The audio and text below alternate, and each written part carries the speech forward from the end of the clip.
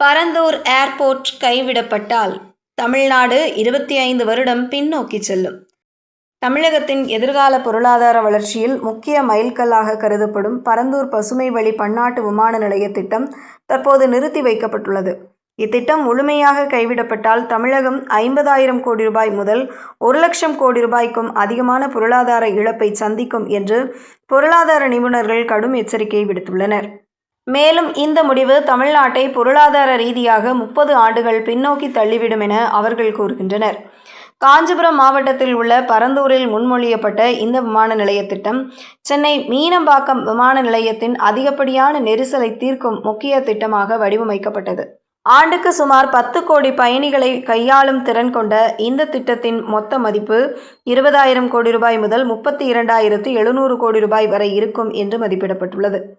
2 இணையான ஓடுபாதைகள், உலகத்தரம் வாய்ந்த சரக்கு மையம் மற்றும் ஏரோ சிட்டி உள்ளிட்ட உள்கட்டமைப்புகள் இங்கு உருவாக்க திட்டமிடப்பட்டிருந்தன.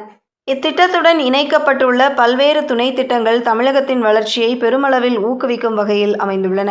சென்னையை பரந்தூருடன் இணைக்கும் வகையில் 15,906 கோடி ரூபாய் மதிப்பிலான 53 கிலோமீட்டர் மெட்ரோ ரயில் விரிவாக்க திட்டம் தயாராக உள்ளது. பூந்தமல்லி, ஸ்ரீபெரும்புதூர், சுங்குவாச்சத்திரம், பரந்தூர் உள்ளிட்ட பகுதிகளில் 20 மெட்ரோ நிலையங்கள் அமையவிருந்தன.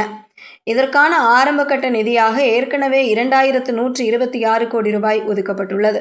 மேலும் சென்னை பெங்களூரு அதிவேக நெடுஞ்சாலையுடன் பரந்தூர் இணைக்கப்படும் திட்டமும் உள்ளது. இது மேற்கு சென்னையை ஒரு பிரம்மாண்ட பொருளாதார வழிநடை ஆக்கும். லாஜிஸ்டிக் பூங்காக்கள், சர்வதேச தர விடுதிகள், வணிக வளாகங்கள் மற்றும் புதிய தொழிற்சாலைகள் உருவாக்கம் இதன் மூலம் சாத்தியமாகும். இந்த திட்டம் கைவிடப்பட்டால் ஏற்படும் பாதிப்புகள் பலதரப்பட்டவை. முதலில் விமான நிலையம், மெட்ரோ, சாலை திட்டங்கள், ஏரோ சிட்டி உள்ளிட்ட அனைத்து தொடர்புடைய திட்டங்களும் சேர்ந்து 50,000 ரூபாய் கோடிக்கும் மேல் முதலீடுகள் முடங்கும்.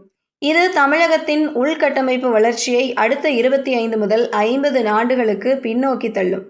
இரண்டாவதாக, ஸ்ரீபெரும்புதூர், பரந்தூர் பகுதியில் லட்சக்கணக்கான நேரடி மற்றும் மறைமுக வேலைவாய்ப்புகள் உருவாகும் வாய்ப்பு பறிபோகும். விமான சேவை, லாஜிஸ்டிக், ஹோட்டல், சர்வீஸ் துறைகளில் இளைஞர்களுக்கு புதிய வாய்ப்புகள் மறைந்துவிடும். மூன்றாவதாக, பன்னாட்டு நிறுவனங்கள் ஏற்கனவே பெங்களூர், ஹைதராபாத், புனே போன்ற நகரங்களை நோக்கி நகரத் தொடங்கியுள்ளன. பரந்தூர் திட்டம் கைவிடப்பட்டால் இந்த போக்கு தீவிரமடையும். தமிழகத்தின் ஆட்டோமொபைல், மின்னணு உற்பத்தி, ஏற்றுமதி துறைகள் பெரும் பாதிப்பை சந்திக்கும். நான்காவதாக, சரக்கு போக்குவரத்து நெருக்கடி அதிகரிக்கும். ஸ்ரீபெரும்புதூர், ஒரகடம் போன்ற பகுதிகளில் உற்பத்தியாகும் ஐபோன், ஆட்டோ உதிரி பாகங்கள் உள்ளிட்ட ஏற்றுமதி பொருட்களை விரைவாக உலகுக்கு அனுப்ப சரக்கு மையம் அவசியம். இது இல்லையெனில் அண்டை மாநிலங்கள் பலனடையும். தமிழக வெற்றிக் கழகம் தலைவர் விஜய் தலைமையிலான தற்போதைய அரசு விவசாயிகளின் நில உரிமை மற்றும் வாழ்வாதாரத்தை பாதுகாக்கும்.